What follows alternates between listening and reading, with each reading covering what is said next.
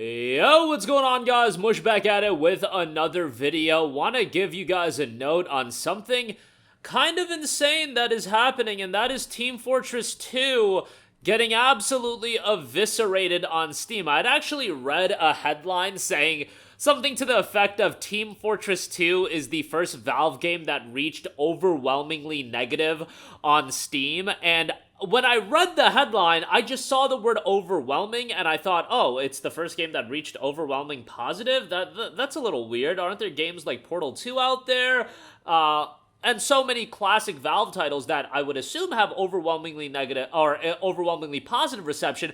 And then I read the headline a little bit closer and I realized it's overwhelmingly negative, and Valve is getting absolutely thrashed on Steam. Now, I'm not a big Team Fortress 2 player. I played it, when I was getting into PC gaming, just because I feel like everybody kind of, it's like a rite of passage to play Team Fortress 2. I was more of a CSGO guy and Counter-Strike guy in general, but as I said, the game is getting absolutely eviscerated on Steam.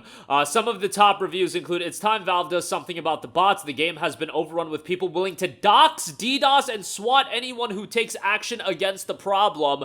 Do not let this broken game be the legacy TF2 leaves. Do something, Valve. Valve, please fix the bot problem. The game was fun, but Valve abandoning it to bots has really made playing the game completely unbearable. Look, Valve, can you decide if you want this game to still be making you money or not? You work on the engine occasionally, you run official matchmaking, and you work with community members on new cosmetics, but the cheating crisis is so out of hand that I know better than to touch your casual queue. I'm glad your game is still playable without your support thanks to community servers, but I'm using your game's great end-of-life plan while the game is supposed to be alive. You gotta maintain the game better if you want to treat it like this." And yeah, this is obviously a game that is still monetized, and the Valve is making money off of it. And the thing is, Valve is in a position where a legacy game, and one that is integral to their identity, literally their identity, Team Fortress 2 is tied to it. Why?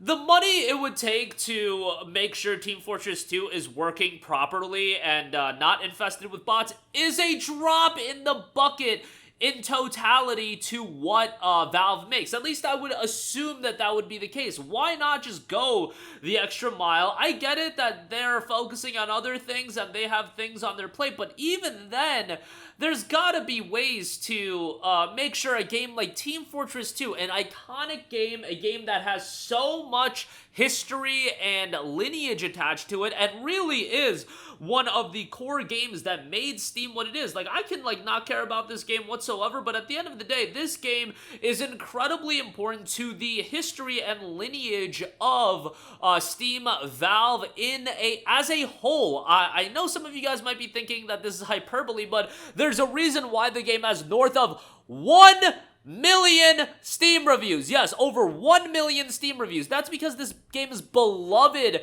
by the audience, and for a long time it was pay to play, then it went entirely free, and I get it that the game's free to play and you might not be making as much money on it as you did in the past, but still, it's still insane to me. There's also a Save Team Fortress page that is available. It's a petition. I'll leave a link to it in the description box below. We're sending out emails at the fastest rate we've done in a while, not getting blocked by email vendors. Currently, we're sending one email every second. If you still haven't received your confirmation email, please wait to us. The aimbots need to go. For the past 5 years, Team Fortress 2 has become nearly unplayable. The game's official servers have been overrun by hordes of cheating aimbots, while Valve has remained steadfast in the refusal to adequately tackle the problem. This lack of developer interference has thrown the game into a state of turmoil with seemingly no end in sight. Despite being aware of the bot crisis, Valve has instead directed their focus towards other ventures, leaving TF2 with insufficient support in its grave time of need.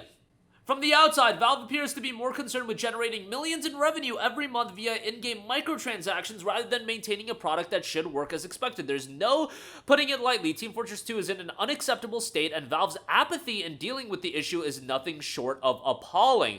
The aimbots are programmed to join casual servers in mass, insta-killing and kicking innocent players intent on ruining their in-game experience. This behavior is where most of the community's resentment stems from. However, many are unaware of the problem goes far beyond simply trolling and cheaters. And there's a lot to go into it, they did do a Brothers in Arms movement on June 3rd. We're going to collectively group together to take a stand against Valve's inaction dealing with the bots. We're going to showcase the absolute magnitude of this issue to the online masses, screenshot videos, and personal stories surrounding the bots in action, all accompanied by the tag #FixTF2. They also know TF2 is not dying, it is being intentionally killed. Obviously, like, Team Fortress is not the game that's in my wheelhouse. I haven't been aware of just the disarray that this game was in. You can't follow the story of every game. You guys think that I was following games like, I don't know, like several games leading into its shutdown? I can't follow every game month to month and know what state it is in. I didn't know that Team Fortress 2